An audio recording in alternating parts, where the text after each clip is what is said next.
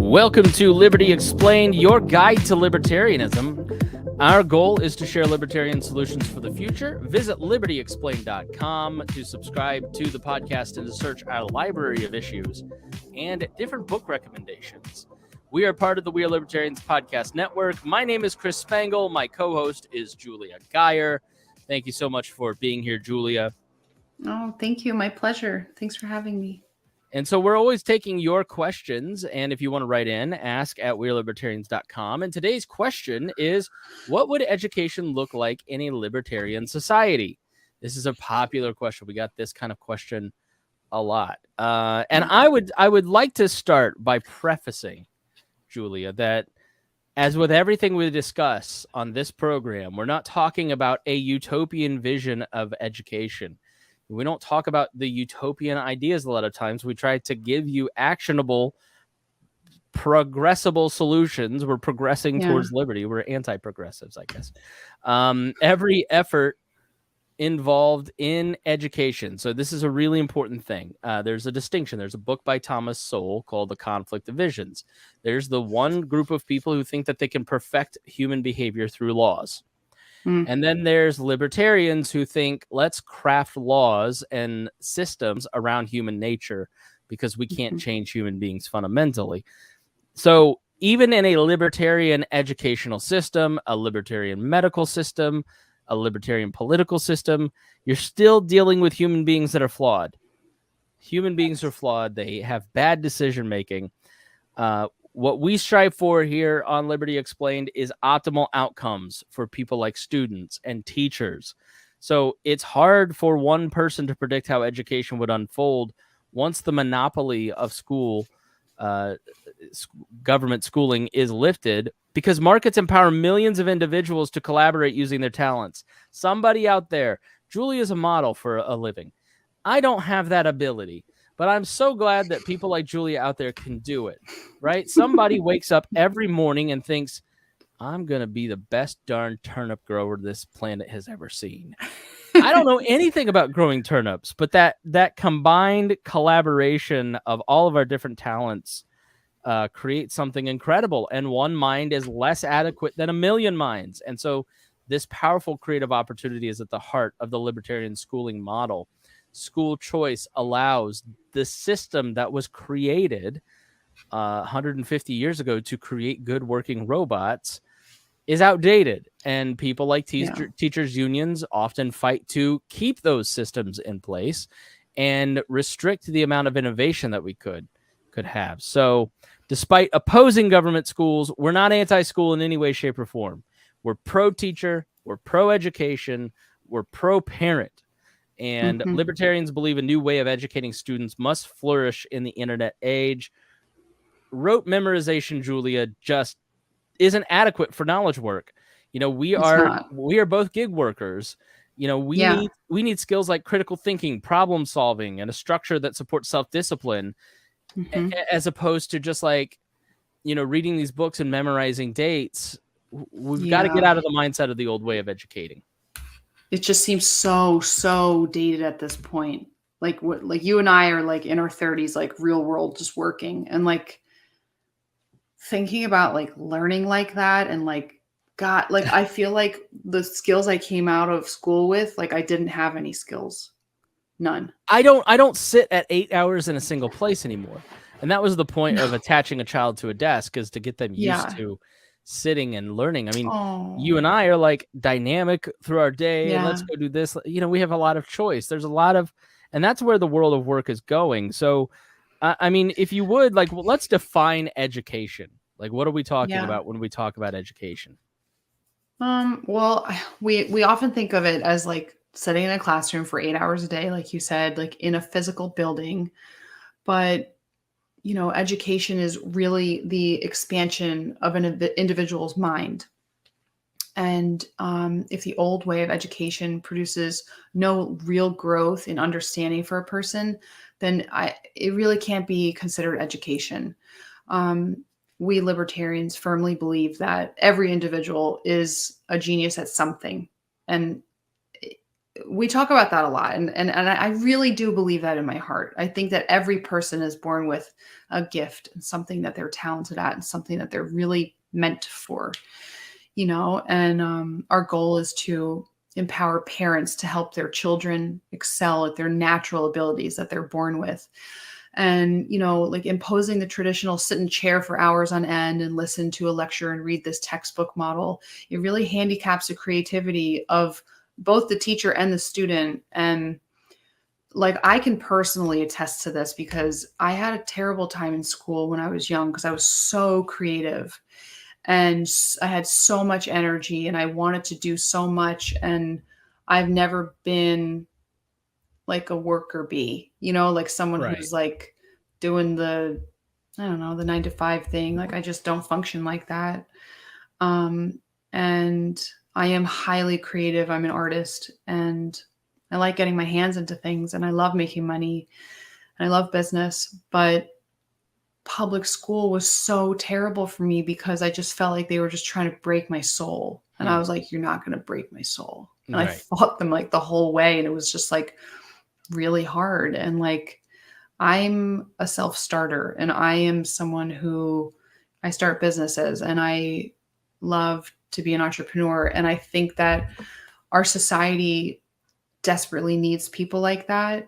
And a public school education is a lot of the time really damaging to kids. It's a way to, I mean, for some people it is about breaking the spirit and introducing the idea of submission. And, if you look at the traditional model of schooling, it was meant to create worker bees. It was meant to, for a time when people would go and work at the same company for 30 years, as opposed to, now I love school. I had a great schooling experience. I'm a nerd.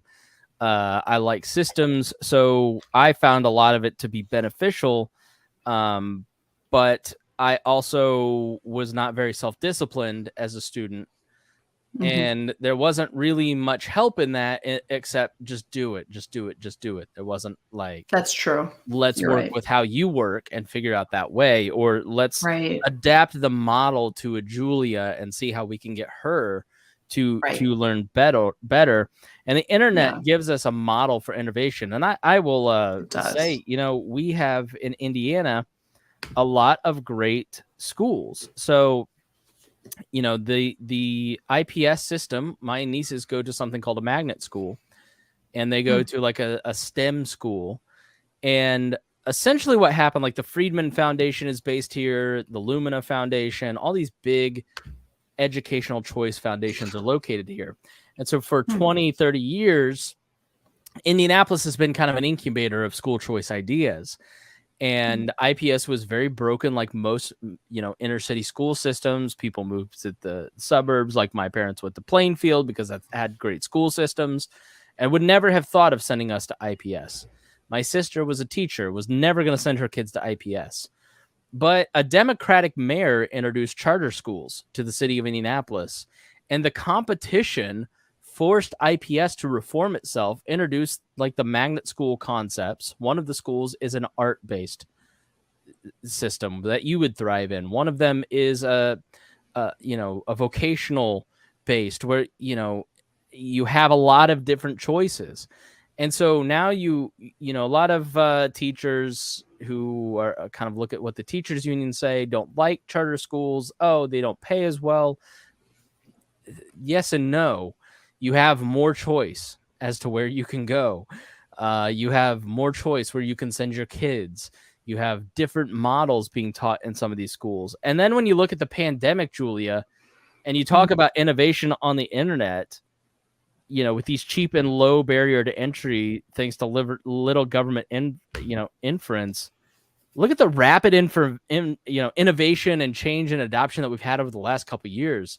I mean, I don't know about you, but on my feed, I've seen, teaching pods and different ways to homeschool and unschool and, Montessori stuff. I mean, it's unbelievable the different ways that you can now educate your child if you want to go that route, thanks to the pandemic forcing everybody to kind of like listen to the way that their kid was being taught and find better models. Yeah, it's pretty awesome actually. Like I feel like that's one of the silver linings that came out of lockdown was that for the first time, like I think parents actually really got involved in like understanding, what their kids were going through at school, what their experience was. And they cared more. They care more now. And I like that. I think that's amazing. And we saw it across the board. Like so many kids are just like alternative learning now. And I think that's a step in the right direction. I think it's progress. I do too. And, now what are we going to learn in like a libertarian school? Are you just going to read Ayn Rand every day and, crypto 1 hour, hating the government the next? Oh man, this sounds so good. And if I were a libertarian emperor and I were creating education from a broad view, K through 12 schools might not look that much different than they do now in terms of the subjects taught. The difference will come in smaller classroom sizes, more options for schools closer to parents, happier teachers that earn more based on effort and skill, and a greater selection in curriculums and teaching methods. One of the worst parts that I've watched teachers struggle with over the last few years is their inability to teach because they're teaching to a test, they're teaching to a method the administration wants, they're teaching to keep angry parents off their back, and they're not really being able to teach in the way that these are skilled people who deserve to teach the way that they want. And the classic liberal arts education will still be relevant despite an emphasis on specialization. So things like reading, arithmetic, writing, rhetoric, all the classic liberal things, math, social studies, they're still relevant because exposure to, understanding, and mastering the broad spectrum of human knowledge enriches the life and potential of students while helping them learn where their emphasis might be placed. So, while a person may not be proficient in math, English, history, or science, it's still beneficial to a growing brain to make sure. So when we talk about specialization, we're not necessarily talking about neglecting all the different varieties of subjects that you need to learn. No, not at all. And I think it's like important to stress the point that I think so many people, like when they talk about education, exploring it from a libertarian perspective, they really focus on what is the student's experience. But I think it's so relevant to talk about what is the teacher's experience because, like you just said, it really hinders the teachers. And I think obviously that's the kids miss out on a lot of wisdom and education that they could be getting from all kinds of wonderful people that could be teaching, but the teachers are limited to what they can teach. And I don't think that's productive as a society. Well, it turns out when you have 435 bureaucrats in Washington, D.C. plan out curriculum across the country, it doesn't work as well as highly individualization, where communities are working together amongst teachers, parents, administrators to craft what they're going to teach, what they're going to vet. So moving towards centralization has not been good for education over these last 10, 20 years. No, it's been very narrowing.